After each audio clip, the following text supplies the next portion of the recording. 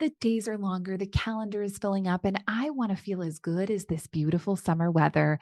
That's why I've been loving Groons. It's one daily pack of gummies that covers my greens, vitamins, and minerals, and even has 6 grams of prebiotic fiber, so I don't need to juggle a complicated wellness routine on top of everything else. They taste amazing. They're easy to toss in my bag on the go. Plus, they're vegan, gluten-free, and HSA, FSA eligible for reimbursement. Save up to 52% off with promo code podcast at Groons.co. That's code podcast at GRUNS.co. Now is the chance to use reliable energy to grow your money with the Dominion Energy Reliability Investment.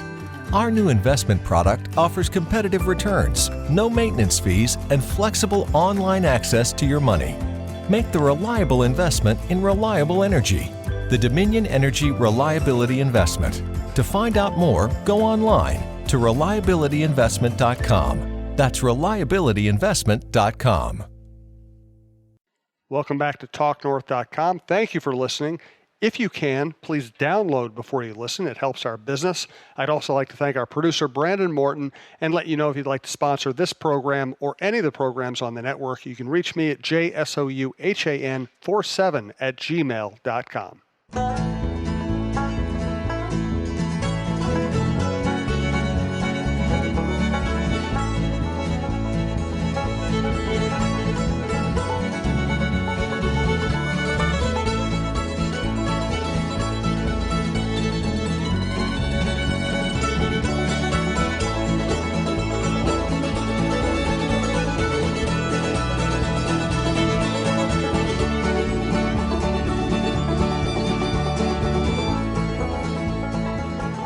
You bought your mom a dog.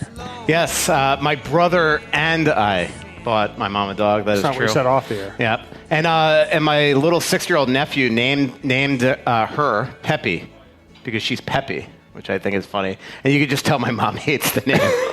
Yes, Does your mom like the dog? Yeah. And she just, like, all of a sudden she said like 6 other names of the dog that she should name. I'm like, I really think you need to go with your nephew, with your grandson.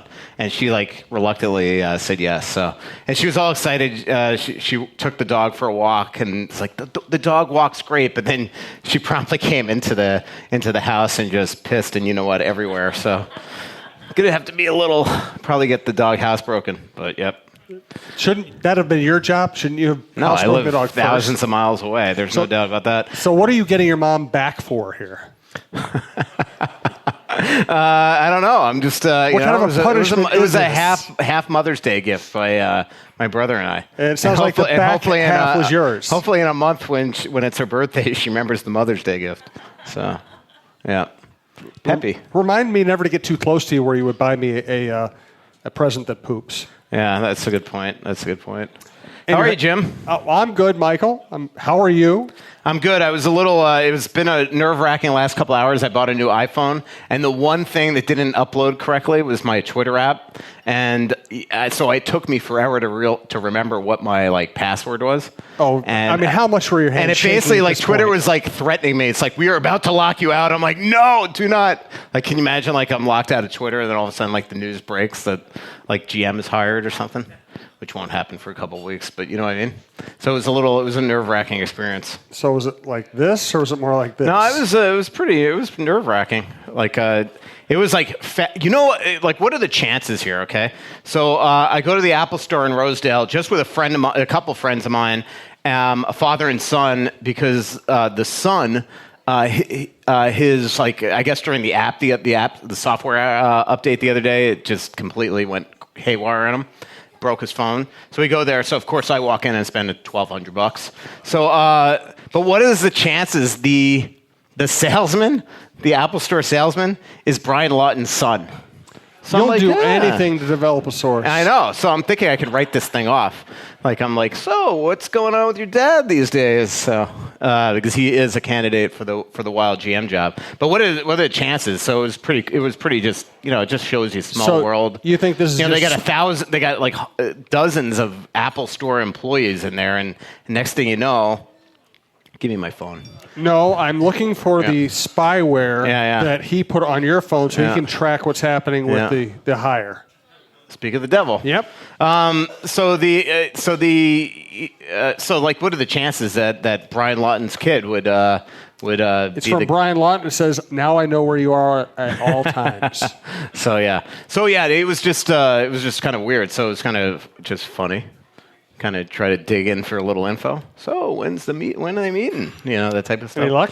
I can't say. You're the competition. Yeah, I never really thought of myself as your competition, and I still don't after you said that. So you can't convince me of that. So, I guess I should introduce the show. This is the Russo-Souhan Show. He's Michael Russo from The Athletic, as you know. That's why you're here. We appreciate everybody coming out to Tin Shed. We've had huge crowds out here, and we had a huge crowd for the 200th show. I almost said 2000s. We'd be dead by then. We had a huge show for the big Fenton News one. And there's absolutely no reason for any of you to be here tonight. You're still here, so thank you. And pouring rain, so thanks for coming. Yes. We know it's not always convenient, and yet people still come out, and we do appreciate it. This is Tin Shed Tavern in Savage. They have a lot of cool deals. They have buy one, get one free pizzas on Mondays, any size, any toppings, all day long. They have kids 12 and under eat free. All day, every day, 50% off lunch deals, Monday through Friday, 11 to 1. Entire food menu is 50% off the purchase of any beverage. They have a new 2-for-1 happy hour, Monday through Friday, 2 to 6, and then every day, 9 to close. 2-for-1 on most draft pints. As you can see, million TVs, million games on the walls, really cool, laid-back atmosphere, good food. I know Vicky and Clyde are enjoying the food tonight. So thank you to Tin Shed. It's in Savage. Just GPS it. It's tucked away, but it's not hard to find once you get here. Thanks to our other sponsors, Twill and the Edina Galleria, Fixologyrepair.com, Tony Hoaglund, your State Farm agent in Champlin, BiteSquad.com. Use promo code TALKNORTH for your first delivery fee waived. And again, TinShedMN.com is where you can look up the menu and everything else about here. So, have you heard about Brandon's woes? No, I kind of gathered something was going on here. I do know Brandon well enough to know that there's usually some woes. So, yeah. He's not denying that. So, Brandon, our longtime producer, Brandon Morton, does a great job for us. He had a car stolen about a month ago, and I thought that was weird. And then he got a new car, and it just got stolen like a month to the day later. 2 cars stolen in 1 month. God. Where do you live? Poor bastard. Yeah, I drove up. I picked Brandon up today. It's a beautiful neighborhood. I don't get it. God. I just and Brandon, like poor Brandon, like you've been like mugged at gunpoint. Didn't you have like a road rage incident where you were like punched like 3 months ago? I mean, this is like. By the way, he wasn't the one that was raging. It was the other guy. It's just, man. God. So, hey, I mean, it's kind of funny, but it's also really sad. It's so definitely not funny. We feel funny. bad for you. Well, we were talking about it the way here. It's kind of funny. Yeah. Just this bizarre funny. Not funny. Not ha-ha funny, but bizarre funny. But we do, Ben Stiller's life funny. We do feel for you, Brandon. I'm sorry all this stuff is happening, but... hopefully you get insured by Tony Hoaglund. I think Tony's already written him off. It's like part of the deal is like, hey, we'll do everybody but your producer. Exactly. All right, what's going on with Don Waddell? Waddell. Waddell. Now, I don't have to learn his name if he's not coming here. Yeah. Somebody had a great line on Twitter the other day. It says, man, what a baller move. First he fleeces him of Nino, and then he uses him to get a huge contract in Carolina. It's pretty funny. I might have liked that tweet. I might not have liked it because I didn't want people to see it publicly, but I certainly direct messaged it to about 50 of my friends. But it was just a funny move. But yeah, I heard on Friday that he was getting a ton of that Tom Dundon was absolutely on fire, and sources of mine were saying that he was getting a ton of pressure and that this thing would come to a head on Friday. And then all weekend I was in contact with Don Waddell, and he didn't tell me what was going on, but from reading the tea leaves as a reporter, I knew that he was either quit and fired or he was going to have to pull out, and most likely the third one. And he definitely pulled out. He called Craig Leopold yesterday and backed out of the process. And it was interesting because when Don Waddell was suddenly available, first of all, if you remember on the last podcast, I pointed out that it was very likely he was going to interview for the job, and that I mentioned on Twitter, and Canes fans were like viciously attacking me. And I mean, there was no doubt that he was not content with the way that his owner proceeded all offseason without giving him a contract, and then all of a sudden he gets in front of Craig Leopold and Matt Maka, and I think that it absolutely changed the process. I think that Don, all of a sudden, one, he hit the interview out of the park, but two, I think there was really a feeling that if Don can last to the end of this process, that hiring him would be kind of maybe the smart move by this organization, because if all of a sudden you're hiring somebody 2 weeks before training camp, somebody that might not be overwhelmed by that is Don Waddell. I think we just saw with Paul Fenton that a lot of times when you get the big chair, there's stresses that come with that job that sometimes aren't ones you expected when you didn't have the job or when you were hiring that person. I think there was an intrigue to hiring Don that he wouldn't be absolutely overwhelmed on, one, moving his life here, but learning a new organization quickly, figuring out the lay of the land on how to operate right off the hop here, where there's going to be growing pains with whoever you put in here, even if it's somebody like Ron Hextall, because it's not like he's been a GM forever, where Don's had many, many years here. So now the process has absolutely changed. I do think that there's probably 5 top contenders right now. One is Ron Hextall. I think that he is somebody that really had a great first interview, is somebody that the Wild have been doing a ton of due diligence on. There's a real belief when you look at his track record in Philadelphia that he left them in really good standing. I think that he looks at this team as an aging team that's probably going to have to be torn down a bit and then rebuilt back up, and I think that he's laid out a plan for that. The next two, to me, I put on the same plane, and they're the two that are the most intriguing, and I could see if Ron Hextall is going to lose out on this job, it's going to be to one of these two, I think, at this point, and that's Billy Guerin or Tom Fitzgerald. Billy has been in here. There's plans to bring him in here again. They talked to him last year. He also had a great first interview. Tom Fitzgerald is really interesting. It's bizarre, but he was the runner-up last year. He's got into this very late in the game here, but not because of disrespect for him or that they're looking to go in a different direction. I think that he blew them out of the water to such a degree last year that they felt like, well, we're not going to bring him in for a first interview and waste his time. And even as they enter the second phase here, I don't even think that they'll bring him in right now for a second time. I think it's more going to be having a real good, frank phone conversation this week, and Tom trying to ascertain, hey, look, if I put my name, if I'm back in this process, I don't want to lose out on the same job twice here. So where am I on your pecking order, and trying to get that. And the other thing with Tom is that he is somebody that's extremely respected by Ray Shero, and this late in the game, I'm sure Ray doesn't want to lose him. So he's somebody that I think will have he's going to impress again. I know Billy really well, and I know Tom really well. Both of them have the type of personalities where if you sit in front of them for a while, you're just going to automatically like them. They're engaging. And again, I covered Tom in Florida, and he is somebody that right off the hop, when I was a young kid covering this league, I was very, very close with, and coincidentally, lived in the same community that my parents lived in South Florida after the fact. And then the next two there that I'm trying to ascertain really where they are on this is Scott Mellenby and Mark Hunter. Mark is somebody that I think that they've either talked to, or they've definitely talked to him on the phone. The question is, are they bringing him in? Have they brought him in? Haven't figured that out yet. He has gone down deep into the process in teams like Edmonton and Seattle. And he is somebody that if you talk to people around hockey about him is very, very respected. And then Scott Mellenby, who's the captain of the Panthers, when I covered him, I had a great relationship with him down there. He is just coincidentally, in about a week, moving to Hudson. Just a total coincidence. This has been building a house, has always been doing this. This has been in the works for a couple of years that he was moving here. Went to University of Wisconsin. His wife's from Eau Claire. Tons of family in the area. It's middle of the country where he scouts a lot. So it works out absolutely perfect. So that would be probably an easy decision to go there. And then there are the other candidates. Brian Lawton's one that I think if he gets in front of them and gives a presentation, he's going to impress them. Mike Fuda in LA is another person that I know is a lot of people have said really good things about.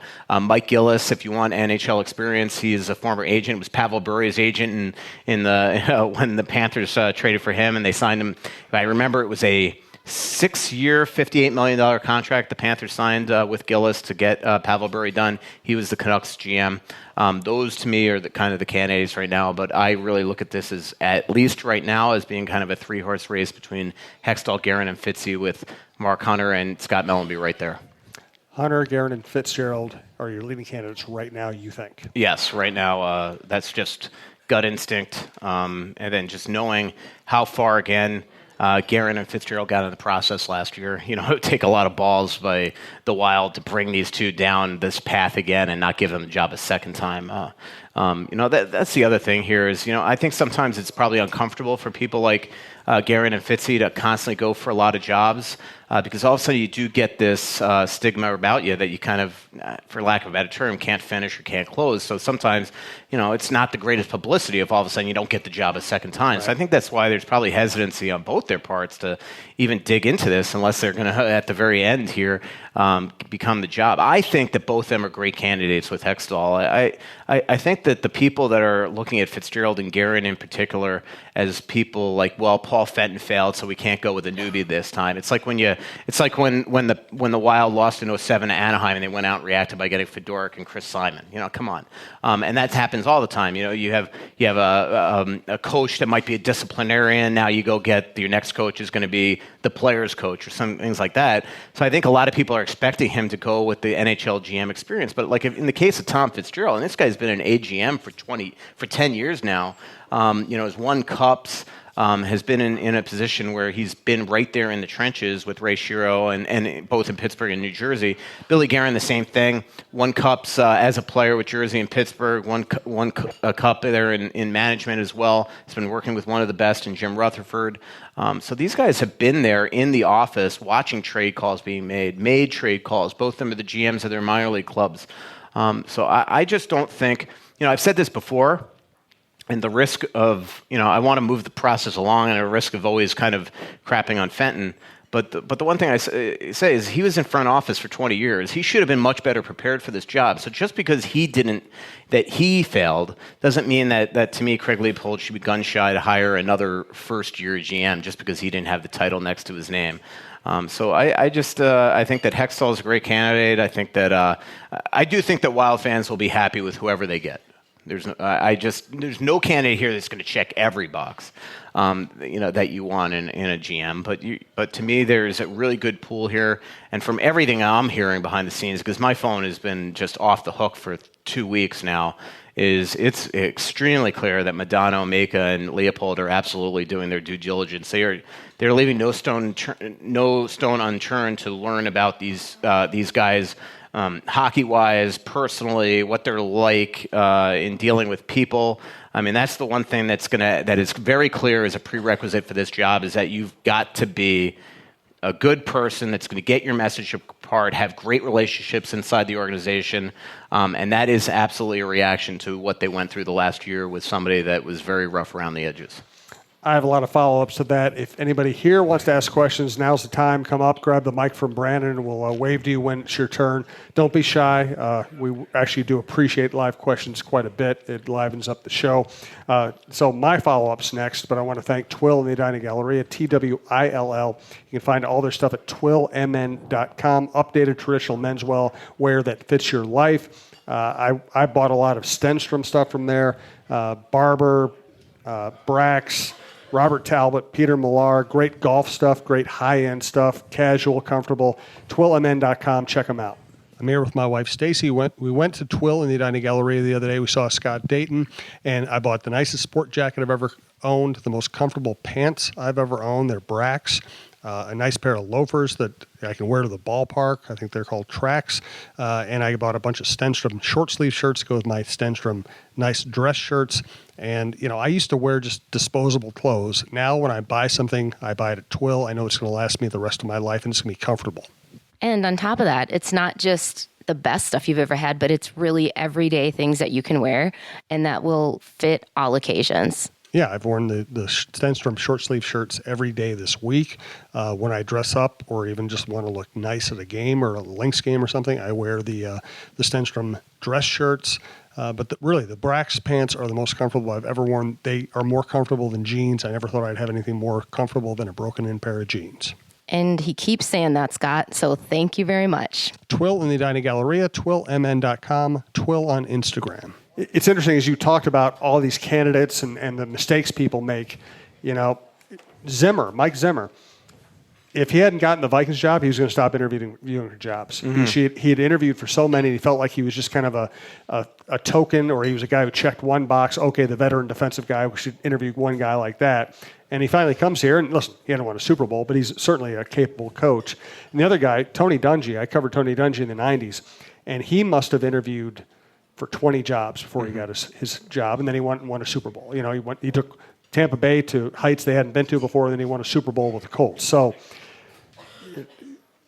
just be somebody who's interviewed a lot, that should not be any kind of a disqualifying mark I against totally them. agree with you. You know, there are some great assistant GMs out there that so far haven't gotten their big breaks. That, you know, probably one day somebody's going to give them a shot, and they'll and they'll do really well. One's Mike Fuda in LA. I mean, he's gone for a lot of jobs here, and you know, just from everybody I talked to about him, I mean, just a great guy, great talent evaluator, has done pretty much all inside an organization.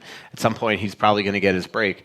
You know, Bill Zito is another one. It's interesting. Bill Zito is somebody, I reported this yesterday, but Chris Drury, the Wild called on Chris Drury, and the reaction by John Davidson is like, "Are you effing kidding me? Like, it's freaking August 10th, and I'm not giving you Chris Drury right now." And it's sort of the way with Bill Zito, only the opposite. The way I understand with Bill Zito is that he just signed a new contract. They made him associate GM. Basil McRae, coincidentally, is now the assistant GM. Used to play for the North Stars. I think everybody that were North Stars fans a long time ago kind of laugh when people mention Basil McRae because he was such a character of the team. But you know, Bill Zito, former agent, John Madden's agent, actually, coincidentally, I wrote about this the other day, but on like August 5th, 1 year, the Wild were pursuing Mike Modano. Modano chose to go back to the Detroit Red Wings for his final year in the league, and what the Wild do an hour later, they signed John Madden, who was, you know, was a really good player in this league for a long, long time, and is now a coach and probably going to be an NHL coach one day. But Bill Zito was his agent, had a lot of guys. Then delved into management, like we've seen Mike Gillis do, like we've seen Brian Lawton do, and is now so respected in Columbus that they made him associate GM. Well, he came for an interview last year, but it was really late in the process. Paul Fenton was the guy. So the Wild called on him again, and Jorma Kekalainen, the way I understand it from sources inside the Wild, is basically like, come on, you talked to him last year. Like, where is he on your pecking order? And Craig wasn't in a position to tell him, look, he's going to be a top candidate. So while they might have denied the Wild's ability to talk to him, I think what's been said to the Wild is like, look, you know, if you want to hire him, if he's going to be your guy, we'll let you talk to him again. But right now, sorry, it's August 10th. You know, Bill Zito also has a lot of family, you know, some real personal issues that his family is dealing with right now, as both his mom and his wife are sick. So it'd be very tough for him to uproot his life at this stage in the game. So the timing just doesn't work there. But these are good hockey guys, and are probably going to be GMs one day in this league. All right. Bill, thanks for coming out. How are you? Great. I really like two Florida references in the first answer. Yeah. Get used to that if Fitzy or Melamere here. So the on-ice product, regardless of who the GM they bring in, how is the new GM going to be able to affect the on-ice product? I know you had written it in The Athletic after Fenton was released or let go, that you weren't sure that how Boudreau was going to be able to even put line combinations with the current roster. How's the new GM, regardless of who they bring in, going to be able to affect the on-ice product this year? Well, initially, no. I mean, there's just no way. There isn't, unless you're bringing guys on PTOs and they're going to make the team, or you're picking up guys on waivers late in the camp. I mean, at this point, it's going to be almost impossible to make player transactions or things like that. But you know, over time, as they analyze the roster and things like that, I think that there's a really good chance that I mean, every GM is going to eventually put their mark on the team. But at this stage, it's just impossible. In terms of what I said about Boudreau, it's not that I don't think he's going to come up with line combinations. It's kind of what I wrote in what he said in my Q&A, I think yesterday in The Athletic, is that, you know, there's just a lot of players here that play a lot of similar roles, that play their same shot type forwards, that play same positions, and he's going to have to just move around the chess pieces a lot in camp to try to find the right combinations. You know, there's actually, you know, that Q&A that I did yesterday, there's a lot to unpack there that we should talk about on this podcast. But he did give some news on that podcast. One is that he's looking at Luke Kunin and Mikko Koivu healthy or not healthy. He's looking at Luke Kunin as being, at least to start camp, the second line center next to Parise and Fiala. And what's interesting there is that Fiala is now the natural right wing, even though he's not a natural right wing, but he's on that side. But remember, it was only on July 1 where Zach Parise was going to play with Matt Zuccarello, and there you go. It's changed in a month in Bruce Boudreau's head there. The other thing is Koivu. I mean, he might have to suck it up and be on the fourth line here. And as I've said all along, I've jokingly, flippantly said it on the podcast, but like, there might have to come a point this year where Mikko Koivu is going to have, maybe even in camp, sit down with Bruce Boudreau, and Bruce is like, hey, you remember that time that you were on the power play for the most points in Wild history? Well, not anymore. I mean, you just look at, like, when I do the power play, I don't see how you could justify putting Mikko in the second unit, because you need a right shot guy, and that's sort of got to be Cunnin. So your first unit, it's going to be, I would think, Parise, Stahl, Zuccarello, right, with Dumba and Suter on the points. But now your second unit's just fascinating, because you have, you have Zucker, you have Fiala, you have Donato. I mean, these guys have to be on the power play, right? But what about Jared Spurgeon? What about, Cunnin? What about Greenway? What about Mikko? Well, how about this one? What about Brad Hunt? Like, Brad Hunt, when he was signed, like, that was not to be the 7th D. I mean, the thought is that he's actually going to play above Sealer. So if that's still the case, well, if Brad Hunt's in the lineup and he's on the power play, you might as well not play him. So, like, all of a sudden, like, I look at Mikko and I'm like, if you put Mikko on the power play, now the slots move down. So, Mikko's going to have to come in this year, and he gets back into town in 7 days from today. And 9 days from today, I hope to be in the tin shed with him, having lunch, and try to ask him these questions, because this is going to be a year. It's going to be his final year with the Wild, most likely, and he's going to have to probably be really mature here and understand the way this is going. So, Fred says hi, by the way. He couldn't make it down tonight. Yeah, he says hello. that's great. We hope to see Fred again. Yep. Down here. Good. Thanks, Bill. Appreciate it. I feel like there was one other kind of interesting thing that he said in that. You think about Victor that? Well, I Rask. thank Fixology Repair, fixologyrepair.com. Yep. John Hedges, our friend, has been sponsoring the program for a long time. They've opened up a new location, downtown St. Paul Skyway. It's walking distance from the X and from the Wild offices. That combines with the downtown Minneapolis Skyway location that you're familiar with, right above Crown Bank. Also, the big shop is out at the Mall of America, 3rd floor by Nordstrom's. Hi, this is John with Fixology Repair. For the better part of a decade, we've been privileged to serve you for all of your jewelry, watch, and smartphone repair needs at the Mall of America. Since Minnesotans largely hate going to the mall, we expanded 2 years ago to reach you in the Minneapolis Skyway. And now this year, we're pleased to announce we have a new location at Wells Fargo Place in the St. Paul Skyway. All 3 shops are equipped to help with your watch and cell phone repair needs on site, while all jewelry, computer, and game consoles will be completed at the Mall of America store. Please bring us your repair challenges, and don't forget to mention the Talk North podcast for a 10% discount on all of our services. Did it come to you yet? Yeah, Victor Rask is just the other one. I mean, again, if you're putting Cunnin at center, what it does is it's saying Mikko and Eriksson Ek are 3rd and 4th line centers. So where's Rask? Where's Nico Sturm? Well, Nico probably doesn't make the team, and Rask might have to either play wing on the 4th line, which I don't even know how that's humanly possible unless there's injuries, because I got to think you're playing Ryan Hartman and Foligno there. So Rask could have to be on the outside looking in, making $4 million a year for the next 3 years coming into camp. And if you put Cunnin on the right wing, yeah, Rask could play. Again, 4th line, not a position exactly to succeed. But now all of a sudden what that means is it's going to drop probably Greenway or Donato to the 4th line, or one of them might not even make the team. So it's not like the Wild are just, overcoming with talent. But I'm just saying it's very interesting to me how, again, it seems like there was no plan. I mean, just stuff never aligned, never made sense. And a perfect example is like the second you signed Eric Stahl, it's just like it didn't dawn on the front office what that would do to the lineup, and it just, I don't know. There were so many alarming things. One thing I didn't write in my story that is just crazy alarming is that what I was told by multiple sources is that, so they have this bullpen where it's sort of like the war room in the front office. And on that war room is on the wall, or the magnet board or whatever, would be the depth charts for every team in the league with salary cap projections and things like that. It's free agent time. That thing was not updated since the end of the season. That seems strange, but then it doesn't seem strange when you realize that everybody that would have updated it was freaking fired. everybody. So now it's like, unless it's on some secret book that Paul Fenton was running, it's like he's just flying blind on what the other teams look like. And the only reason why I bring this up, and I've been thinking about this the last couple of days because a lot of people have pointed this out to me, is Gusev is a great example where he didn't really become publicly available until July 2nd or 3rd. But if you had looked at Vegas's roster and really studied their depth chart and their salary cap implications, things like that, you'd know that he was available via trade.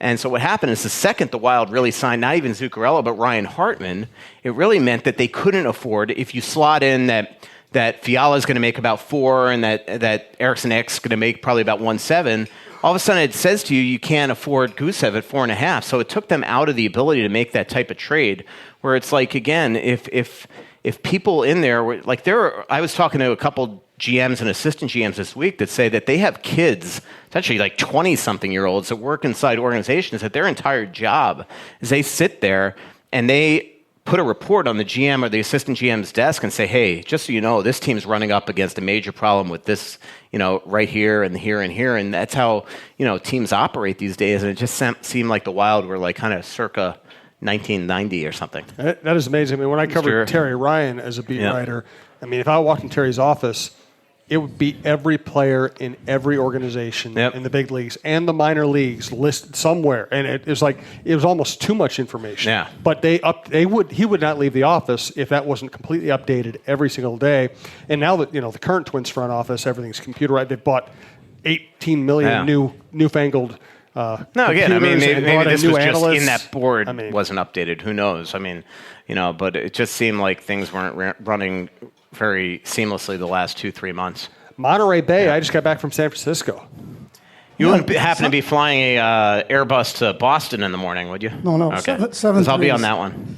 So, what do you fly? Not so much a question, but kudos. I was listening to my second favorite hockey podcast and Spittin' Chicklets, and they were going crazy. Biggest show we've ever had. Jeez, great guest and all that. And who comes up but Michael Russo? Yeah, I think it was more Sidney Crosby being on the same episode that well, you made wouldn't that be the first episode. one that's written his coattails. Yeah. That's a good point. So many people played with Crosby and scored 30, 40 goals. I was kind of that guy on that podcast. Well, if we're looking at agents, how about Ben Hankinson? That would be fun. Yeah. I was just talking to somebody about Ben Hankinson. Like, I've known Ben Hankinson as an agent, for the 14, 15 years that I've been in town. I have never met a single, in a league where everybody talks crap about somebody, I've never met one person that has said a bad word about that guy. Like, not one human being. No bad words, but there's stories you can't talk about on the podcast. Probably. That's different. So, I think Ben's too smart to want to go become a GM. Not a lot of job security in that, so, You sure you can't fly him to Boston tomorrow? Yeah. Dang. Well, thank you for being here. Appreciate it. Good question.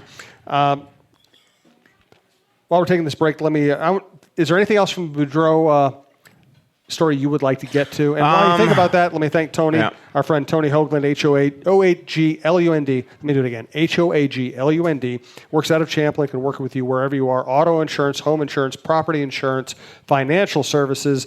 Google him, Tony Hoaglund, and his information will pop up. There's also a poet by the same name, so you have to go to Google Tony Hoaglund State Farm, and his information will pop up. And he insures my stuff. He insures Michael's stuff. He is smart enough not to insure Brandon's stuff.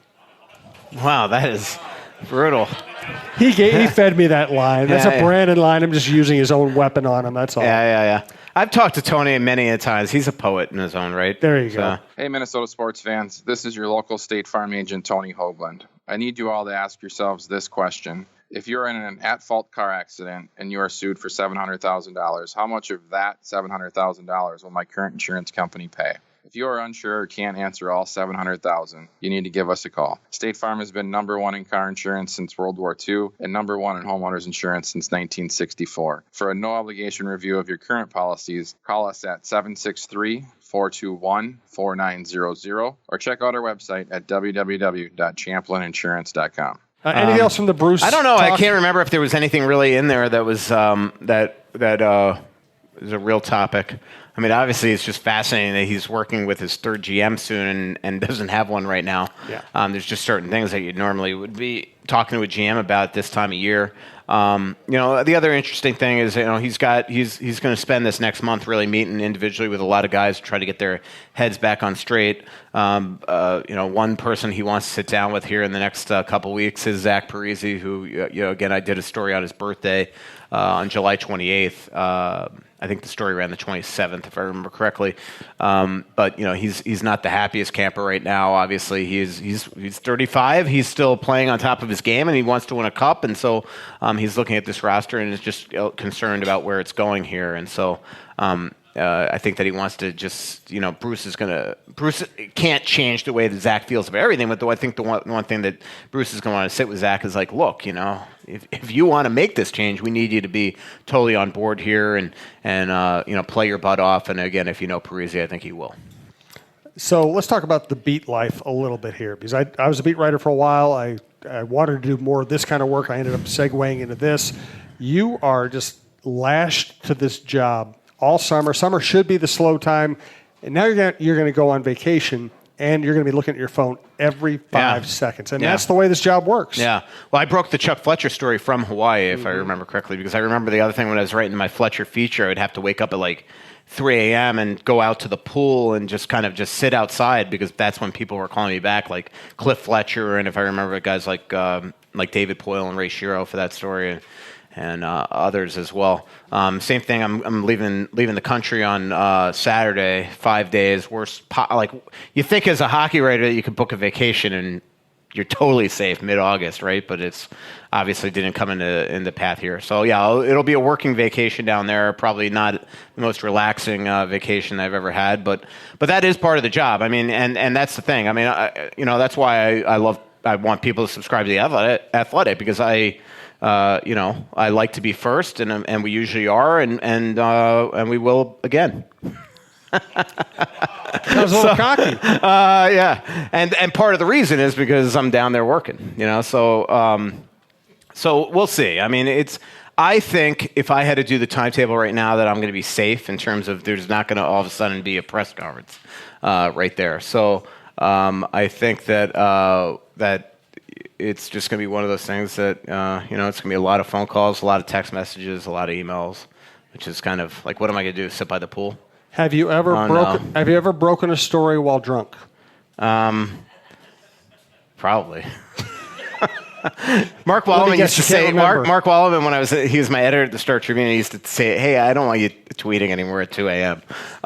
There's somebody else on our funny staff. story, I wasn't drunk at the time, but that. one funny story was, and it could have been tragic, was the night on July 4th when the Wild traded Marty Havlat for Danny Heatley. I was at the Dakota watching Davina and the Vagabonds, and I'm friends with Davina, and I'm there, I'm sitting at the bar, and I definitely wasn't drunk, but I mean, I'm sure I was drinking like a Jameson or something, and all of a sudden I get a text message from somebody, great source, that says, you at home, and it's, I think it was like regardless, it was July. Actually, it was either July 4th or July 3rd at night, but I can't remember. It was 9 p.m. I'll never forget that.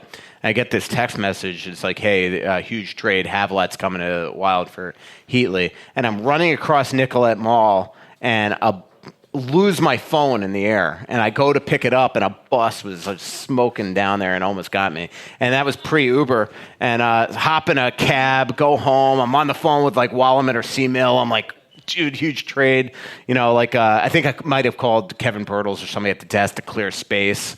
So that would have been kind of like the late ones. But a lot of this job, especially, actually, I could tell you a lot. The night that I broke the Hala Tuck thing, that was a night. I definitely wasn't drunk or anything, but it was like, I mean, we're talking 11 p.m. in the Wynn, like sort of center bar. When I was working that story. And when I got second source there, it was 1 a.m. back here, but when I was second source there, that's why, if I remember correctly, we broke it on my blog, on Russo's Rants, because it was well after deadline when I finally was able to iron that down. So a lot of this job is like things like that. You're always kind of working the bar scene. That's the best part of the draft, the All-Star game, the Stanley Cup final, things like that. Hey, Brian. Hi, Brian. How are you? What's up? Good. How are you? Okay. Okay, I got one question. You always talk about the second power play unit. But wouldn't the first have to leave the ice for the second to get on the ice? I knew there's going to be a joke. That's funny. Good point, as usual. And then my other question is, baseball, there's switch hitters in baseball. How come hockey has no player that can play left wing or right wing and just switch the shooting hand? Yeah. Well, the shooting hand's the interesting thing. People could switch left and right, but I've asked that question. I remember, who was it? Was it Bobby Ryan that stole Mikko Koivu's stick and then scored with it? Scored with a lefty stick? That's right. Remember that? YouTube that. It was great. We were in Anaheim. And in Anaheim, so the goal happens down here. The press box is in this corner. So, I knew something weird was happening, but it definitely didn't. It took me watching the replay. I couldn't figure out why Bobby Ryan was, holding the stick in front of Mikko's face. Here, how about that, And it was because he was flashing his stick. Mikko stole Bobby Ryan's stick, so Bobby Ryan just ripped his stick out of Mikko's hand. Is that what happened? It's on YouTube. And then scored with it 4 seconds later. So, that's the closest I could think of that. But it would be something if all of a sudden a right shot defenseman suddenly pinched down the left side and changed the angle of his stick. That'd be kind of cool. So I just thought I'd let you flounder there for a second. I'm still going with Brian joking, listening to Brian's joke. Actually, pretty good stuff. Yeah. Yeah. I have a question. I wanted to give you proper time to contemplate it. We have a question from Russo Slacks. Oh man. Got the traditional groan out of that one. We'll come up with that. I do want to do a little more business here. The next live show at Tin Shed in Savage will be August 29th, 7 o'clock, August 29th. We're probably going to do a bunch of shows here in September. We'll get you those dates as soon as we can. As you probably noticed up here, we have a comment card just in case you want to rip Russo, or let us know what time of day is best for you. 7 o'clock seems to be working out, but we'll consider all options. We also have enter to win 2 tickets to the Wild. And we're hoping somebody actually claims them. So fill that out, and we will give away some more. That really wasn't my joke. I had 2 people come up and say that to me before the show. Do I really want these? Go to the games. Brian from Tin Shed has been generous enough to give away his tickets in this giveaway. So fill that out, and we'll let you know when we have a winner. I'll probably announce it next show or whatever. One more piece of business. We do have a deal with Bite Squad. If you haven't used Bite Squad before, use the promo code TALKNORTH. You will get your first delivery fee waived. After that, there are no more promos, but we just appreciate you using them because they've been a big supporter of the entire Talk North network. All right, from Russo Slacks. Besides Michael himself, who in the NHL world is most on par with the likes of Antonio Brown?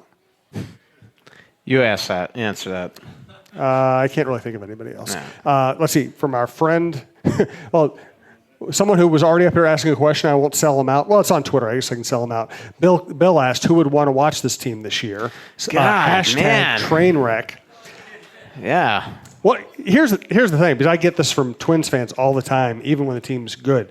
I would never tell anybody how to spend their money, but you never know what's going to happen with a team. I mean, pay attention. I mean, it doesn't look great right now, but it's not the worst hockey team I've ever seen.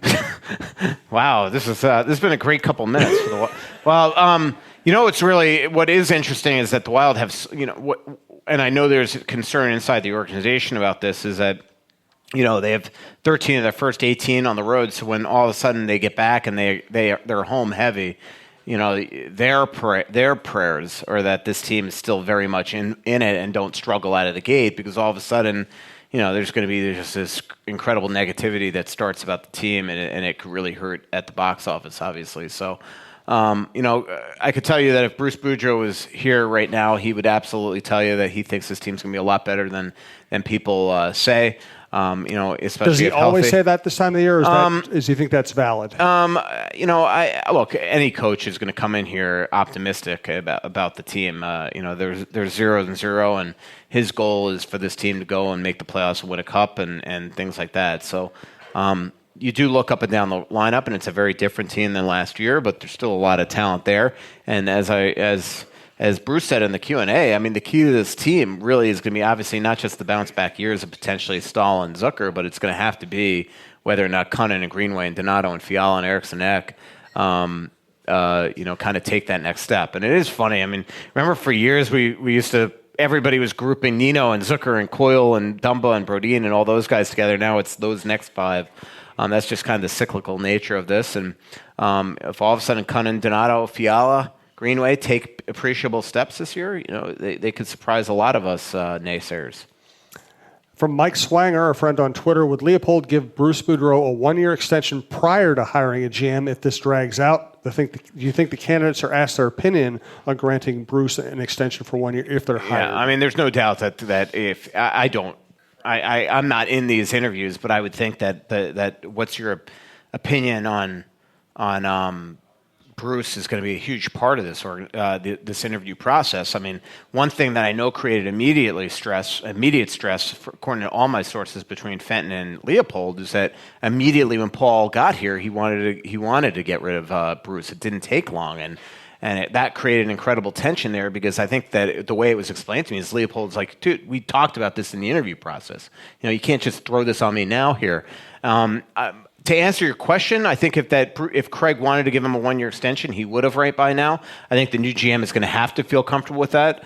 I think everybody knows how much I respect and enjoy covering Bruce, but a new GM is going to have that latitude.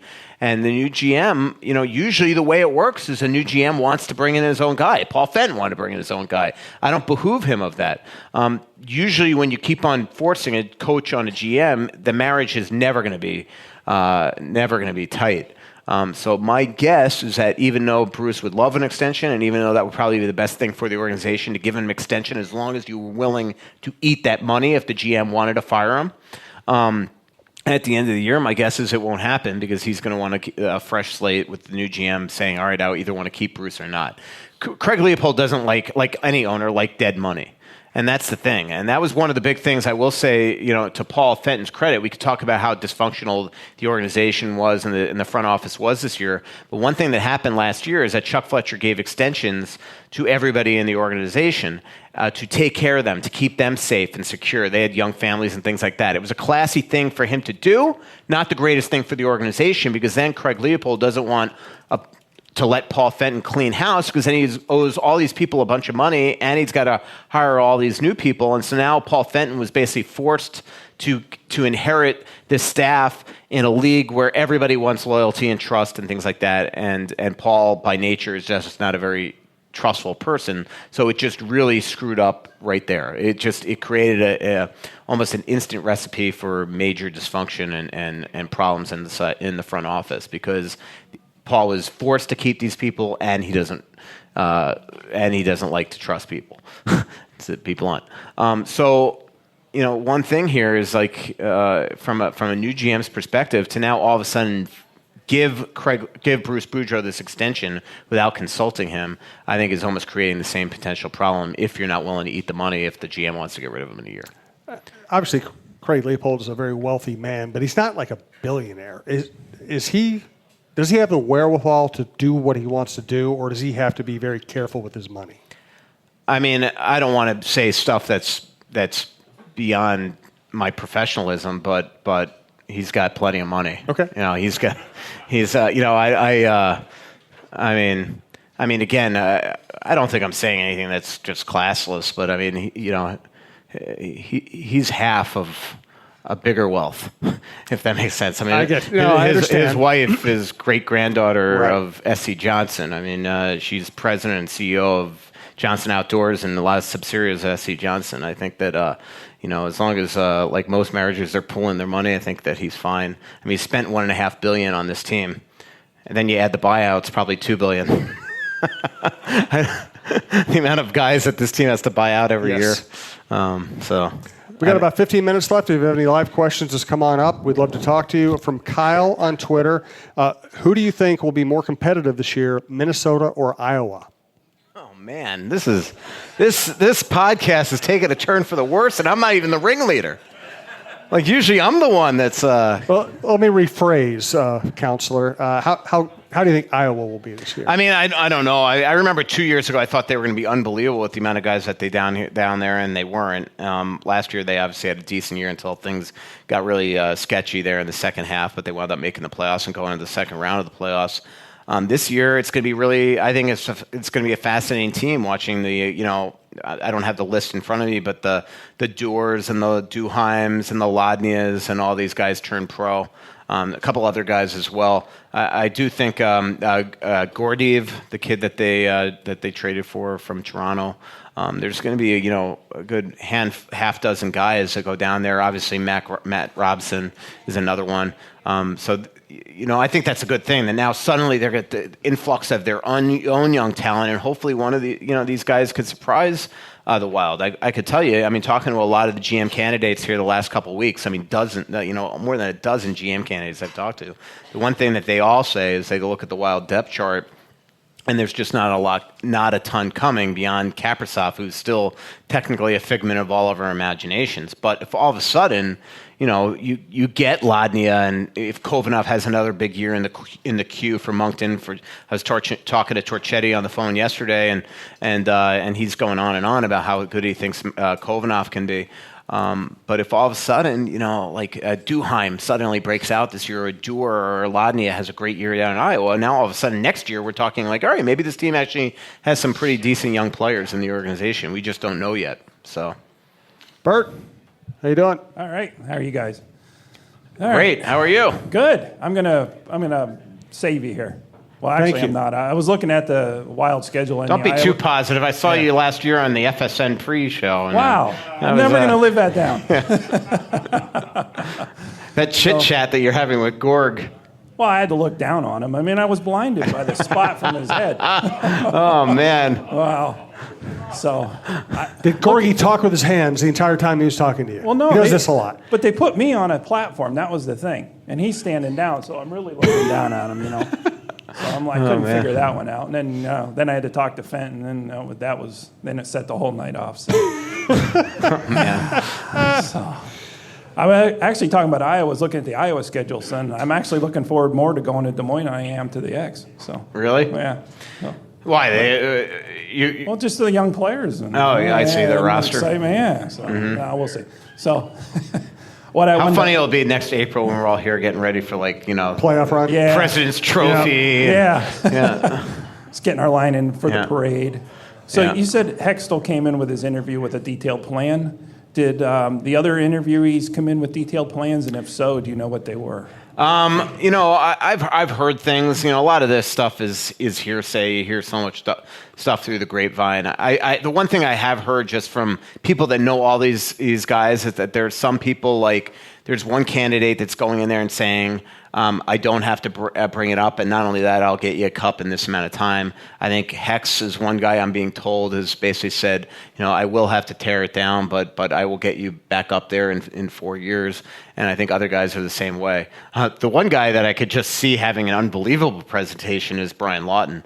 He's that type of mind, and that's why it could be a game changer if he gets in front of him. The one thing that's interesting and I haven't talked to Craig Leopold or Matt Bacon about this stuff, but if I was giving advice, the one thing I would say is if you're really concerned, if you're just not going to hire Fitzgerald or Guerin because you think, all right, we screwed up on Fenton, we can't hire another first-time GM, what you should do is try to ascertain with them, all right, right now, if we let you bring in a right-hand man, who would that be? Or could we maybe suggest a right-hand man? Could you, there are tag teams always in the NHL. You see Chuck Fletcher and Brent Flair. You see, lately it's been Don Waddell and Rick Dudley. Everybody kind of has that type of guy. And so maybe you could say to Tom or Billy, hey, do you mind if we have a number two that has NHL experience, that is maybe a former GM like a Lawton or a Gillis or whoever. I'm just saying. And this way, maybe you're getting the best of both worlds. So you're satisfying some of your own or your kind of remedying some of your own nerves and maybe giving the job to a first-year assistant GM if you're willing to have somebody with maybe a little more experience, a little more contract negotiation skills, a little more CBA expertise, something as a number two, and maybe you can kind of work that out. So that's one thing that I would say. But in terms of hearing the plans, I mean, I have a good idea, but I wouldn't say that I've sat down and been presented the plans that Craig Leopold, Matt Make, and Mike Modano are this week and next week. So, and when your mom comes to visit next time, is she bringing the new dog to run through the house? I don't know. I mean, last time I stayed at a hotel, I would have to probably definitely do that again. You might not know what you walk back into in the house, though, with the dog. The dolls and the tree mirts have plenty of room. I've been reading on social media that the tree mirts are now empty nesters. So that definitely, as far as I could tell, 3 bedrooms there. Take one for the mom and one for each dog. We could share it too, because Julie invited her to stay over too, and she was looking forward to that too. So Beautiful. Philosophical question: would Leopold be the kind of guy who would be willing to hire an agent to run his team? An agent meaning like a former, somebody who's worked as an agent. Yeah, I mean that would be Mike Gillis and Bill Zito would be the only 2 that have out there right now or Lawton. Sorry, all right, 3. Yeah, no, I think he would. I think he absolutely. We've seen that happen in other sports. I don't know that it's happened in hockey. They're the has best. It? Yeah, no, it definitely has. I mean, Brian Burke used to be an agent. That's true. I mean, Mike Gillis used to be an agent. Brian Lawton used to be an agent. They were all GMs. There are many others as well. So, one of the, I think it's Solomon in L.A. He was a longtime agent. Obviously, Zito in Columbus. Tom Lynn, the Wild former assistant GM, is now an agent. I forgot Tom was too. You're right. Tom's client actually was Jimmy Schultz, just signed with Vegas Golden Knights. Yeah. All right, we're coming down the home stretch. If you have live questions, get up here and get them. I want to say one more round of thank yous. Thank you to Tin Shed. Again, our next live show, August 29th at 7 p.m. Twill in the Edina Galleria, fixologyrepair.com. Tony Hoaglund, your State Farm agent who works the entire Metro, and Bite Squad, bitesquad.com. I was just going to look outside to see if I saw his car. But we actually looked for his car on the way down here, and we did not find it. Yeah. Yes, sir. I'm going to start parking next to your car so I can guarantee mine is safe everywhere we go. So, What's up, Jason? Insurance. Hi, Jason. I've told Jay. I shouldn't say your last name, but I grew up with somebody the same exact name as his. So for years, I don't know if you remember, but on Twitter, I'd be like, "Hey, you're not the guy that grew up in Boca Raton, right?" So, yeah, I moved up here just for you. Yeah. So I know this is completely unprecedented and not something that they'd want to do, but is there a way Rask could start in the minor leagues if it doesn't work out? Well, I mean, theoretically, Craig would have to pay him. There's always that chance. He definitely would clear waivers. You don't get a ton of cap relief. I mean, you would only get about $925 maybe of cap relief. The rest would be charged against your cap. But theoretically, yeah, he can go down there. Is that something that entertain? I mean, it seems like if all of a sudden, that's one where you would have to. That is one like Craig Leopold. The whole narrative that Craig Leopold, by the way, is this meddling owner that needs to approve every single decision is absolutely a fallacy. But I can tell you that if you're going to put a guy making $4 million in the minors, you probably should have a conversation with the owner because now you've you've tripled their payroll down there, and he's spending to the max up here. So there's certain budgets on every team. I mean, I don't care if you're a cap team or not. Every hockey ops department has a budget, not just for payroll, but what they pay on staff and things like that.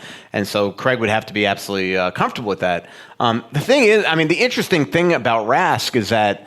He's not somebody that you just kind of if all of a sudden the Wild, say, wound up with 2 centers, we all might be laughing in December like, oh my God, thank God they had Rask.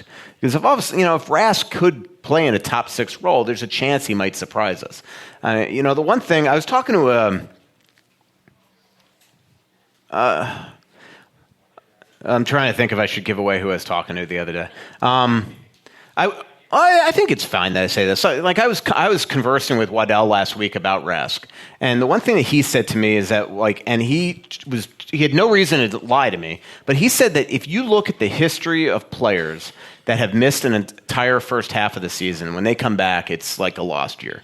The only one he brought to me is like, can you think of anybody that hasn't been that case? And the only one I could think of actually was Parisi. If you think about it, he missed half a season 2 years ago.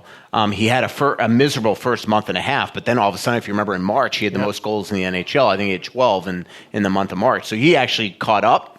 But he's he's a different animal. But even if you look those first month and a half, I think we all look like, oh my God, is this going to be him the rest of his career?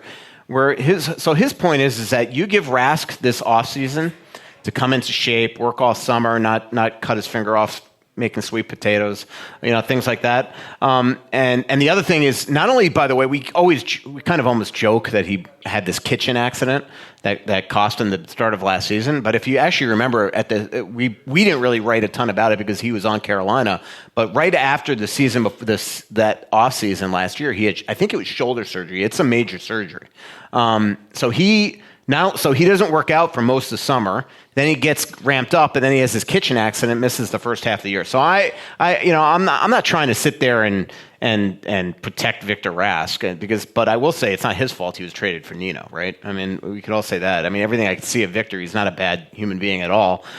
So there's a chance that he comes in here and has a great training camp, or all of a sudden we're in the month of November and the Wild have lost Mikko and Eriksson Ek, and they're like, oh my God, thank God they have Victor Rask. So I don't think that Rask is at that point where it's like we should just say he should be off this roster.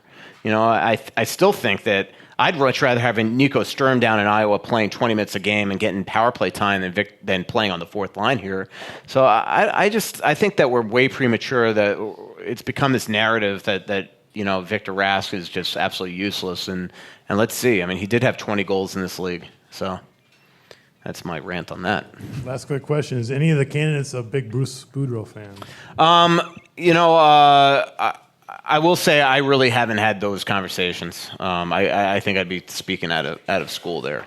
Good question, though. So yeah. Appreciate it. Thank you. Yes, sir. But regardless, every candidate, doesn't have a relationship with Bruce. I will say that. Like, as far as I know, Ron Hextall hasn't. Obviously, Lawton hasn't, other than just knowing him. Fitzy hasn't. Guerin hasn't. Mellenby hasn't. Mark Hunter, did I say Mark Hunter hasn't? So that's something else you always got to look at, is whether or not they like him or not. They all, in their own minds, I don't care, anybody. If you're going for a GM job and you're back in your mind, you know who you want to be the coach of the team eventually. So that's kind of why I say I don't think it would be, as much as I think it would be right to give give Bruce an extension, I don't think it'd be the right thing to do to the new GM. You're kind of already taking away his legs, and the only way it makes sense to give him a 1-year extension is if you are willing to eat it, if all of a sudden you do decide at the end of the year that it's time to replace him. And the thing with I think a 1-year extension that would be good is then it's not in the back of his mind, then it's not in the players' minds, and it's not in the reporters' minds every time they have a big loss. He's coaching for the right reasons, not just survival mode. So, all right, we're going to go do one more question and maybe a final thought if Michael has it in him. I just want to remind you, Tin Shed MN is the website. They have the NFL Sunday Ticket. They're home to the Bills and Packers fan clubs. They have pull tabs, 3 parties rooms with arcade games, which you're sitting in right now. Great for birthday parties, team parties, corporate events. Tin Shed MN for deals, upcoming sporting events, or to book a party. And thanks again to Tin Shed for sponsoring the program. Yes, sir. Question on how Matt Dumba's doing on his recovery? He is. All I know on Matt Dumba is what I see on his Instagram, which is somebody that's working his absolute butt off. That looks to me like he's 100%. Now, what's that mean? He's definitely going to be ready for the season, and he was supposed to be. What's it mean in terms of his on-ice production? I mean, if you know Matt, he's going to be a wild stallion out there. Is he going to be the same guy with the same shot that he was last December? Who knows? I've got to think that there will be a little mental thing that he'll have to cross over on the ice, like all major injuries. I mean, this was a major injury. And by the way, the one thing with him is that his rehab, there were some setbacks. I mean, he was having, secretly, there were some infection issues that he was dealing with and all sorts of stuff that really never got out into the public eye. So I just think that there's going to be those times where it's like we're going to have to see how his shot is, how he takes a hit, how he inflicts a hit. But Matt's a pretty confident guy if you know him. So my guess is that he's going to be back to the way he was eventually. I do have a second part. Yep. With how intense that Calgary game was, where he kind of got underneath their skin, do you think they should have brought somebody up when they came back to Minnesota here, or St. Paul, to maybe answer the bell for him? And kind of I mean, the question is who? I mean, like down in Iowa, I don't know why I looked at Brett, but he seems to know that team pretty well. But I'm trying to remember their roster.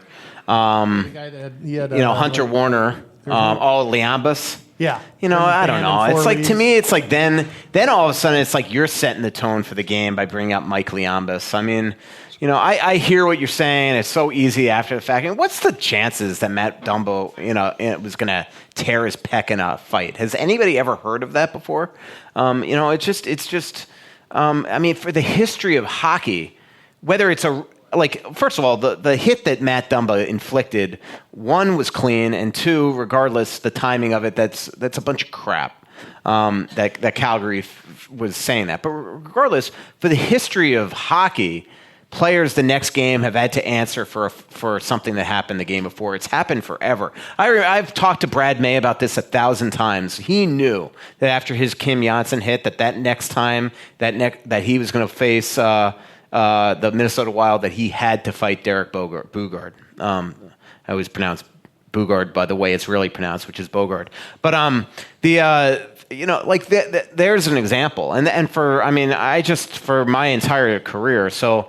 To say that the Wild should have brought up a toughie for that game, I just think that's probably pushing it. I wouldn't have done it. That's for sure. You got a final thought? No.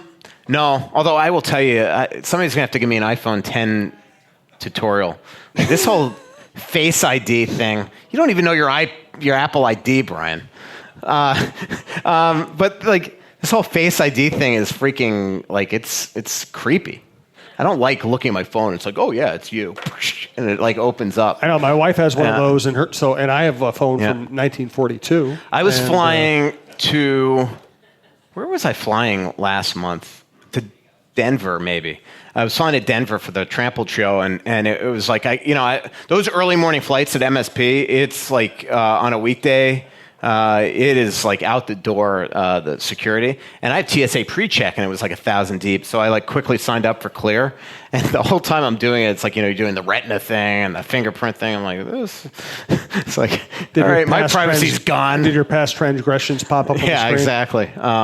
But I figured it's fine. My Nexus, the country of Canada knows my retinas really well. Nexus, that's how they get into that country. It's I haven't been to Canada so long I'd forgotten that. Yeah, so that's my final thought. Whoa, that was a riveting final thought. That was a riveting final thought. I'm going to, I am trying to advance besides just doing a GM search.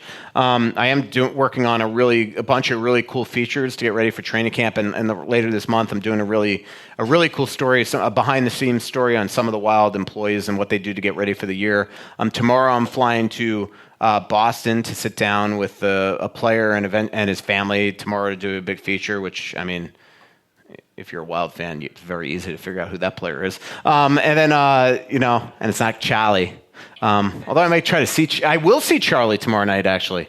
So actually, it's funny. We always think that the Beauty League is the only league that does this, but they have an incredible, in Foxborough, Massachusetts, the McAvoys, all the Eichels, all the kind of New England guys playing a Wednesday night league there. And so tomorrow at 6:10, I think it is Eastern time, I'm going to watch those guys. So I'll actually see Charlie and a bunch of those guys play hockey tomorrow. So I'll kind of get to see what it's like beyond just the Minnesotans doing that. So I'm working on that feature. I'm working on a really cool feature on a league employee. I won't say who. That's a Minnesotan. That's just going to be a fabulous, fun. I don't know if I'll write it fabulous, but if I write it right, it'll be a really cool story at some point here. So there are really cool stories beyond just to try to set the table for training camp coming up here. So. Thanks to Michael. Thanks to Tin Shed. Thanks to everybody who came out once again. We really do appreciate it. I always see some old friends here who don't always make it, including Lonnie and Bill and everybody else. Thanks for being here. Give Michael a round of applause, please, and we'll see you on August 29th. And also Brandon. Carlos Brandon deserves an ovation too. Pretty little city built on a hillside. Music in the bars and fire in the sky. We went to the beach and it was covered in ice. And I used to call it home.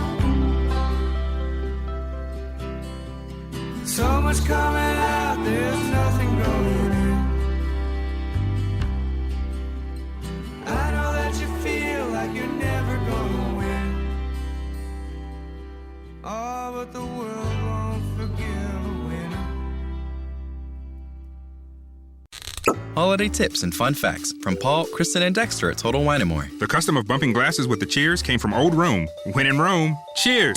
A pork crown roast with cranberry stuffing deserves a ripe, fruit-forward Cabernet from Paso Robles. Let me help you find the perfect bottle. Looking for the right wine for a meaningful gift? Consider me your wine concierge. Whether you're entertaining or just bringing the wine, we'd love to share our always low prices and ridiculous selection with you. This holiday, now offering same-day delivery at TotalWine.com. Cheers!